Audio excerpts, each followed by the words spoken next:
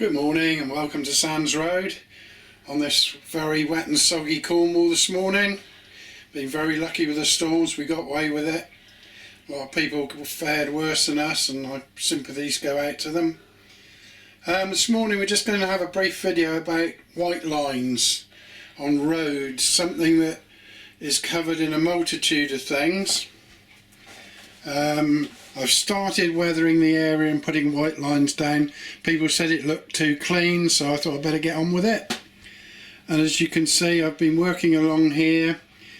It's not exact by any means, and it hasn't quite finished being weathered yet, but there's several methods of doing it and several mediums to work with. On this section here, it's a wet and dry on the baseboard and then coloured in with a bit of black and white and things like that, which I'll show you about in a minute because they're dry brushed. Okay, so you'll see when we get back up to here a slightly different surface. This is just a purely painted surface, and we've got to this point here, so I've obviously got to go onward with it, which I can't show you this morning, but I can show you different things I've done to achieve this.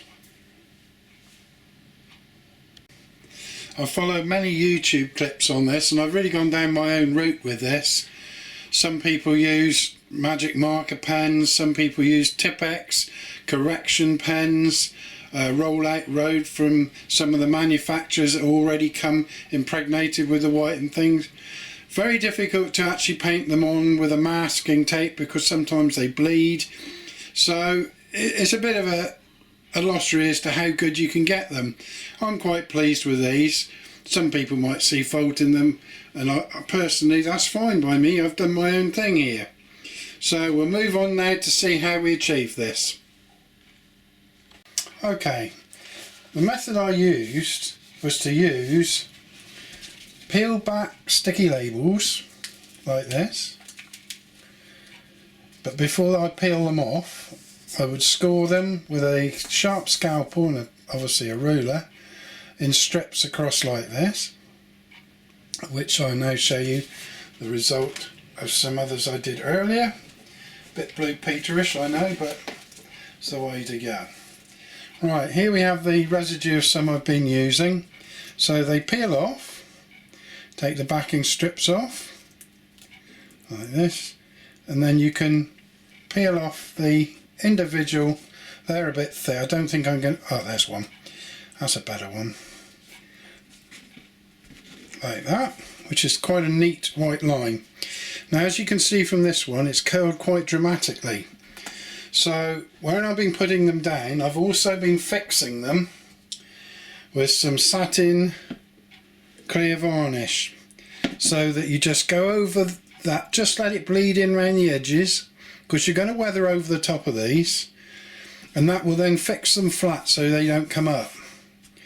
But all in all, it seems to prove quite successful for my own doing. That's quite a thick one again, but you can cut them to your own width. That would be probably the one I would use, and I think some of these on here, as I can't see without getting the backing paper off. There we go.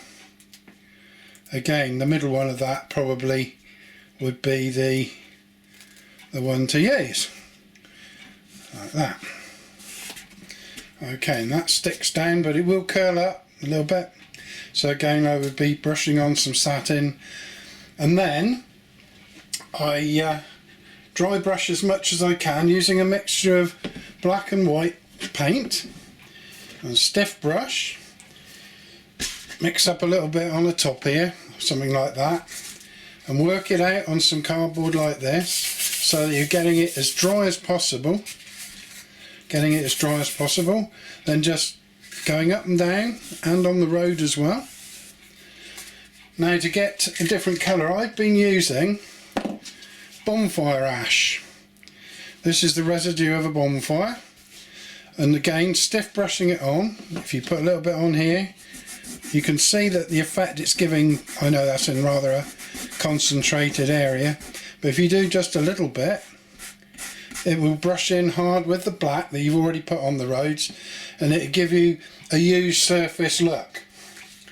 Obviously you can use charcoal, things like that, things that you don't have to mix with water.